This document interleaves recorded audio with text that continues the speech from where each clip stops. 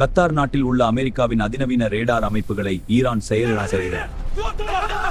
அமெரிக்காவின் நவீன போர் தொழில்நுட்பங்களையே முடக்கக்கூடிய அளவுக்கு இந்த தாக்குதல் இருந்ததாக கூறப்படுகிறது. இதனுடன் உலகின் மிக முக்கியமான கடல் பாதைகளில் ஒன்றான ஹார்முஸ் ஜலசந்தியையும் ஈரான் தனது முழு கட்டுப்பாட்டிற்குள் கொண்டு வந்ததாக தகவல்கள் தெரிவிக்கின்றன.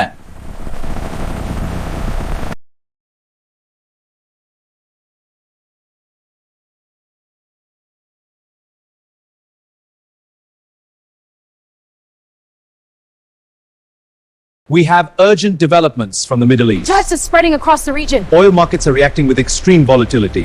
We have breaking developments from the Middle East. Tensions are rising with global implications.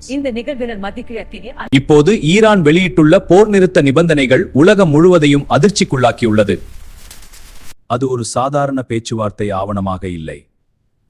மாறாக அமெரிக்கா மற்றும் அதன் நட்பு நாடுகளுக்கு விடுக்கப்பட்ட ஒரு சரணாகதி எச்சரிக்கை போல தெரிகிறது. முதல் கோரிக்கை, இஸ்ரேல் பிரதமர் நெதன்யாகுவை சர்வதேச குற்றவியல் நீதிமன்றத்திடம் ஒப்படைக்க வேண்டும். இஸ்ரேல் தனது படைகளை அக்டோபர் 7க்கு முந்தைய எல்லைகளுக்கு திரும்ப பெற வேண்டும். அரபு மண்ணில் உள்ள அனைத்து அமெரிக்க இராணுவ தளங்களும் உடனடியாக அகற்றப்பட வேண்டும். இதுவரை விதிக்கப்பட்ட அனைத்து பொருளாதார தடைகளுக்கும் ஈரான் இழப்பீடு பெற வேண்டும். மேலும் அமெரிக்க அதிபர் டிரம்ப் ஈரானிய தலைவரிடம் பகிரங்கமாக மன்னிப்பு கேட்க வேண்டும். அதிபர் டிரம்பின் காசா திட்டம் முழுமையாக ரத்து செய்யப்பட வேண்டும். ஈரான் மீதான அனைத்து பொருளாதார தடைகளும் நீக்கப்பட்டு முடக்கப்பட்ட நிதி திரும்ப ஒப்படைக்கப்பட வேண்டும். ஈரானின் அணுசக்தி உரிமைகளை உலக நாடுகள் அங்கீகரிக்க வேண்டும். லெபனான், சிரியா மற்றும் ஏமன் நாடுகளில் இருந்து வெளிநாட்டு படைகள் வெளியேற வேண்டும்.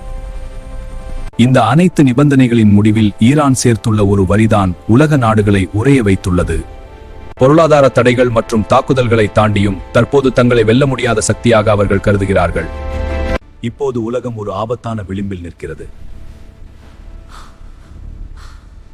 மேற்குலகின் மிரட்டல் காலம் முடிந்துவிட்டது. இப்போது உலக அரசியலை தீர்மானிக்கும் காலம் தொடங்கி இருக்கிறதா?